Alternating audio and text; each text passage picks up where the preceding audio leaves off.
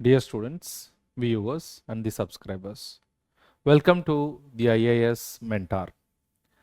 This will be our lecture number 919 in the series Indian Polity. Today we are going to discuss a very unconventional topic, that is public service.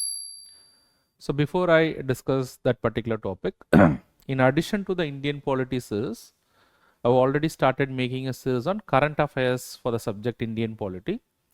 This is based on the request of many students who are following our channel, and this is also to help out exclusively the students appearing for the prelims 2025, and very selected current affairs has been chosen right from May 2024 till April 2025.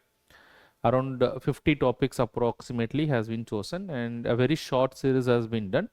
So students who are also planning to give the prelims examination, they can also go through the current affairs series as well, in addition to the mains, main Indian Polity series, so that can also supplement your preparation. All right, so with that, I'll just come back to today's lecture, and the topic for today's lecture is public service. So what is the agenda for us in this particular lecture? We will first try to understand the public service. What exactly is public service? And what are the classification of the public service today? For example, today if you see the services, public services in India are classified into central services and state services. And of course, the all India services. What are and how it is further classified within the center and the states? What are the other constitutional dimensions related to the public services in our country? So that's exactly what we are going to understand in this particular lecture. All right. So the first thing that you have to understand is what exactly is a public service. So public service are those services which are provided by the state, especially for the welfare of the public. Today, if you see, various services are given by the government in various sectors, be it health, education, transportation, sanitation, to name a few, communication. So these are all some of the services which are provided by the state. And these services are provided in order to ensure the welfare of the people. Suppose let us assume there is no public transport system. Everybody has to use their private means of transport. Then it may not be possible for everyone to move from one place to another place, because there are poor people who cannot afford for their own private travel. So therefore, the idea of or the concept of public service is to provide various services to the people. And it is also in line or alignment with the concept of what is called as a welfare state. So it is not only about the concept of what is public service. As we'll proceed, we'll try to understand the classification of these services. The services can be classified into a number of types, but the broader classification lies in what is called as central services and what is called as a state services. This is in line with the idea that India is a federal political system. In any federal political system, that there is a division of powers, and there is a division of powers between the center and the states, even with regard to the services. In fact, the higher level services when it comes to the center, that is recruited by the Union Public Service Commission, and the higher level services when it comes to the state services, they are recruited by the respective state public service commission. These are all in line with the principles of the federal political system. So that is something that you'll have to understand. But it is not only that the services are classified into central services and state services, but in addition to that, a lot of other classification do exist. But we will try to understand as we will proceed further. And of course, there are a lot of constitutional dimensions that is related to the services in our country. And the most important among them are Article 309. So we'll try to understand as to what is Article 309 suggests. Article 310, which talks about the doctrine of pleasure. Article 311, which talks about protection that is given to the public servants. And of course, Article 312, which talks about creation of new all India services. I'll deal with them in detail as we'll proceed into this particular lecture. All right, so this is exactly what we are going to cover as we'll proceed in the topic of public service. Sometimes you can expect one question from this particular area, especially in your prelims examination. Questions have come from articles like Article 312 of the Constitution. So that's the reason I don't want to miss out on this particular topic and wanted to discuss on this particular topic as well. So I have said that broadly the services are classified into central services and state services. Further, if you see how the services are classified at the central level, one important service at the central level is what is called as all India services. And these all India services are created by an act of parliament. So presently in our country, there are only 3 all India services. In fact, this was asked in UPSC among the services which are all the all India services. There are only 3 all India services. One is the Indian Administrative Service, other is the Indian Police Service. So initially there were only 2 all India service, and one later service that was added from 1996 is also Indian Forest Service. So how many all India services we have so far is only 3 all India services. Do not consider this Indian Forest Service as an Indian Foreign Service. No. Indian Forest Service is an all India service. Indian Foreign Service is a central service. So 3 all India services are there.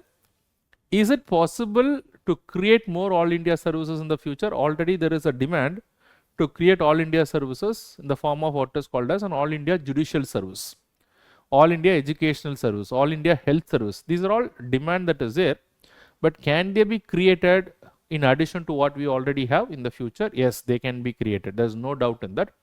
And which article allows the parliament to create a new all India service? So who can create a new all India service?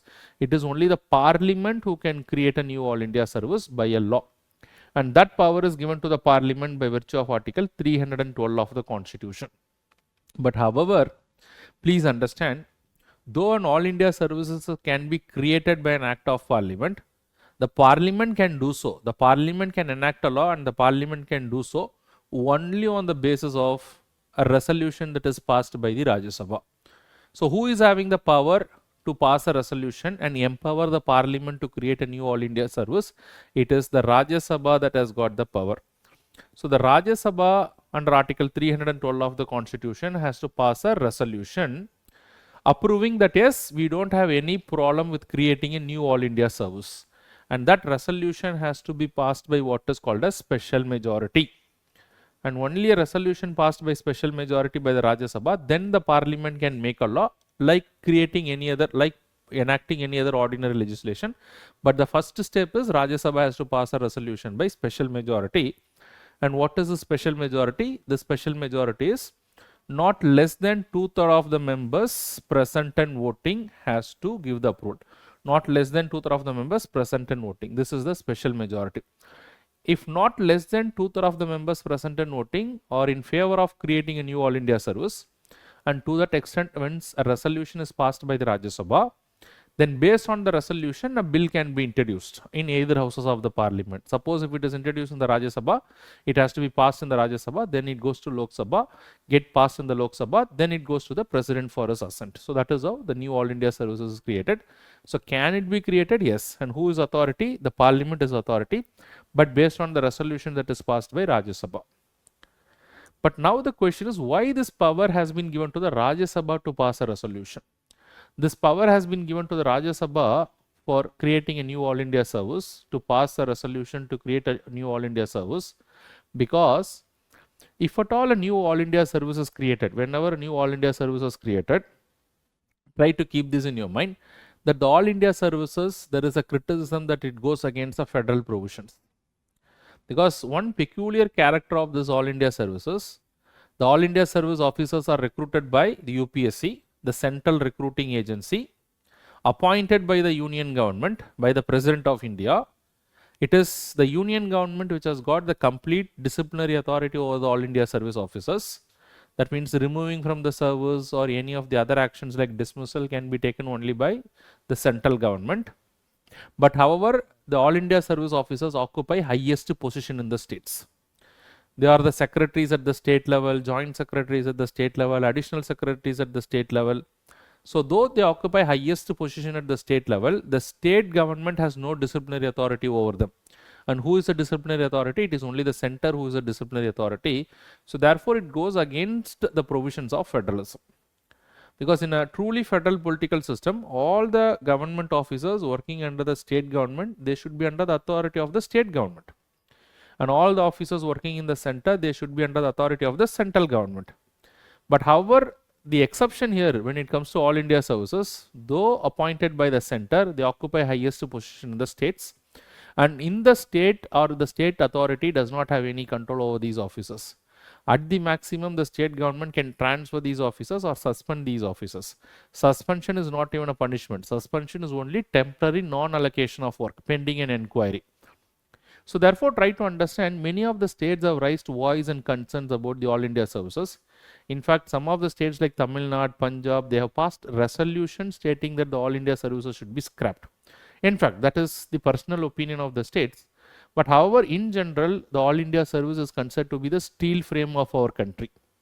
The people recruited on the basis of merit working across the country is considered to be a steel frame.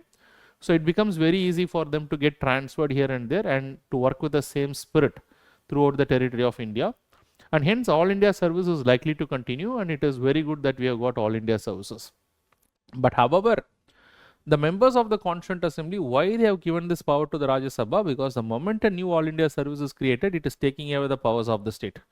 And the Rajya Sabha is nothing but it is supposed to protect the interest of the states, one of their functions. So therefore, the permission of Rajya Sabha is necessary to create a new All India service. So this is the background as to why this provision is kept in the constitution. So I am sure that you are clear about this.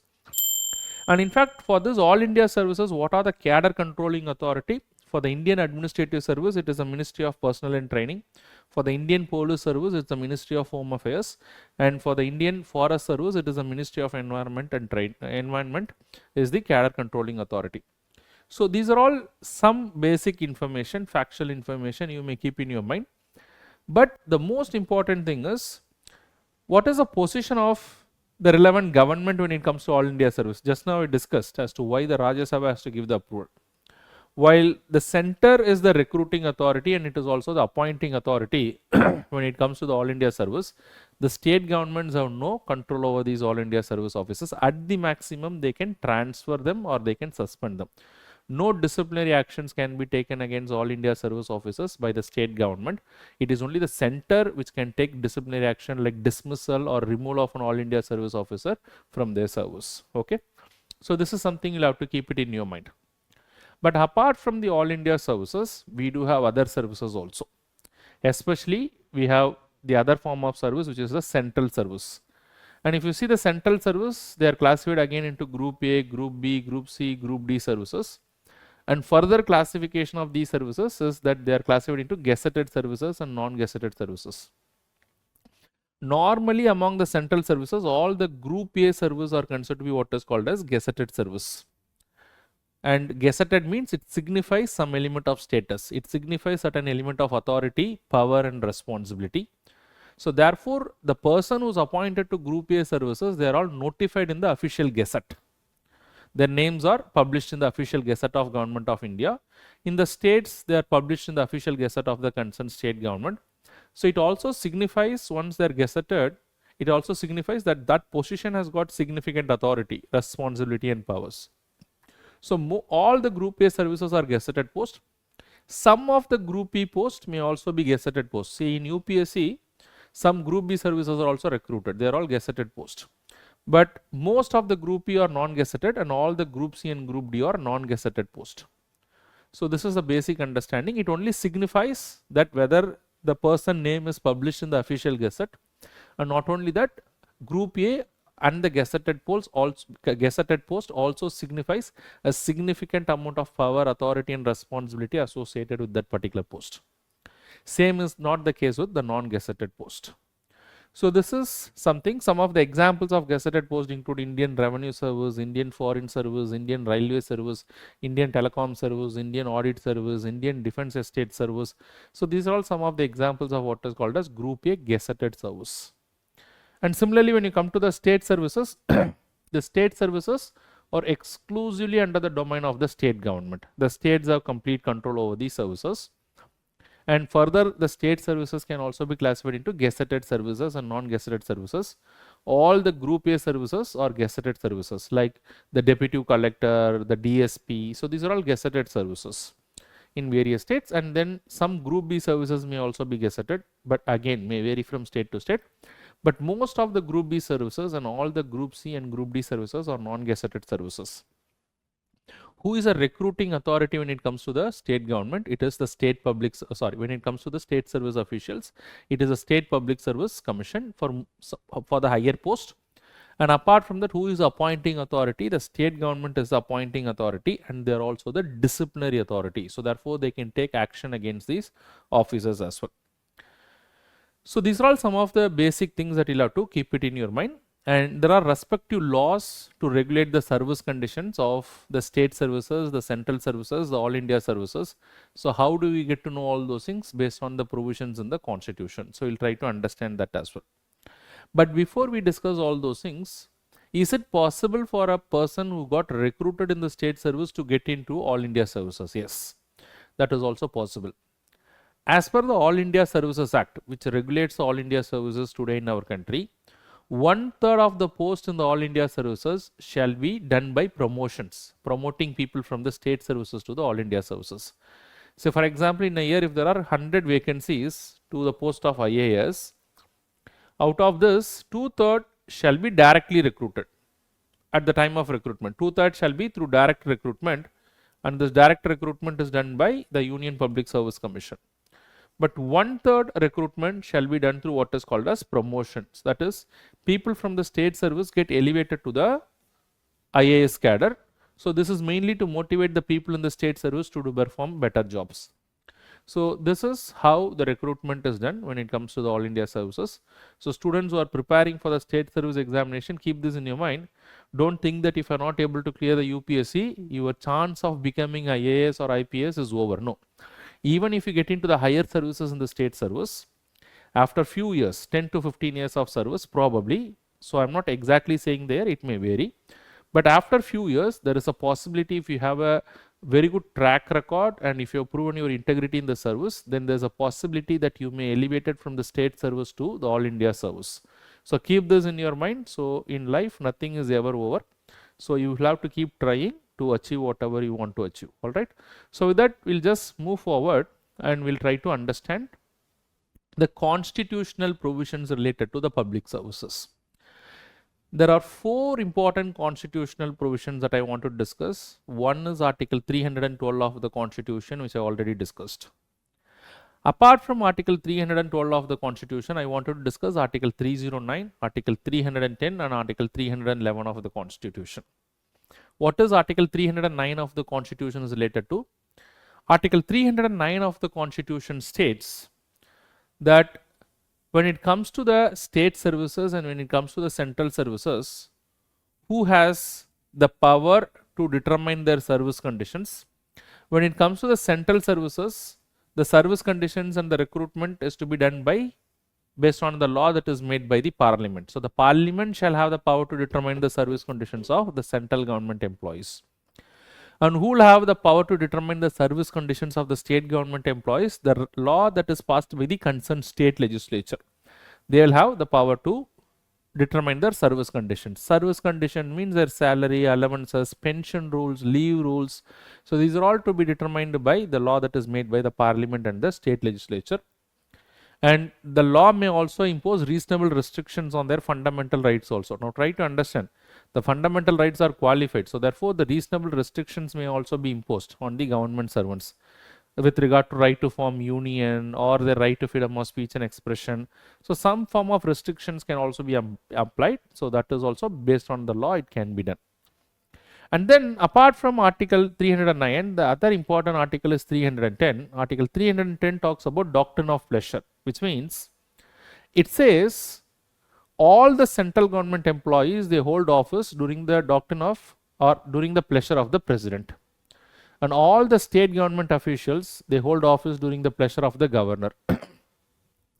So when you talk of the doctrine of pleasure of the president and governor by virtue of Article 310 of the Constitution, does it mean all the central government officials shall be removed by the president whenever he wants?